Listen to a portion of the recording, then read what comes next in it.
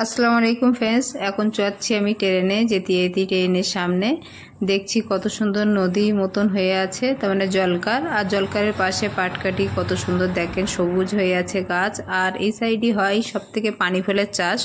তা যেতে যেতে দেখলাম, দেখে মনে করলাম একটু ভিডিও করে নেই, আপনাদের সাথে শেয়ার করব। তা দেখেন কার কার ভালো লাগে গ্রাম, গ্রাম কত সুন্দর সবুজ হয়ে রয়েছে। গ্রামে কত সুন্দর কলা গাছ থেকে শুরু করে সমস্ত সবজি হয়। আর এই সাইডে আমাদের এদিকে যে গ্রামটার সমস্ত দেখেন মাঠগুলো সব কত সুন্দর শুকিয়ে গিয়েছে, স্প্রে করেছে। আবার এদিকে দেখেন এই পানিতে অল্প পানি জলকারের ভিতরে, তার ভিতরে এদিকে পানি ফল চাষ করে, এর সঙ্গে ধান চাষ করে। ধান উঠে গেলে তখন অন্য সবজি চাষ করে। আর স্টেশনের কাছে চলে এসেছি, আবার যেদিকে আবার দেখেন সবুজ হয়ে আছে। তা আবার স্টেশনে চলে এসেছি, রাস্তায় শুধু চলছি আর যাচ্ছি, ভিডিও করছি। আর দেখেন কত সুন্দর। আর এই ছোট ছোট পানিতে এতে পুরো আমাদের পানি ফল তৈরি হয়।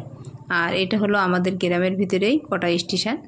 তা আমি যাচ্ছিলাম, যেতে যেতে দেখলাম যে এই সাইডে এত সুন্দর দেখেন ঝাড় ফুল ফুটে আছে। আর আছে এইদিকে কত সুন্দর ঝাউ গাছ, মনে হচ্ছিল একটা পেরে নেই। যাই হোক, লোকের জিনিস নিতে নেই, তা দেখেও নিতে গো ইচ্ছা হলো না। দেখলাম কত সুন্দর ফুলের তোড়া হয়ে আছে।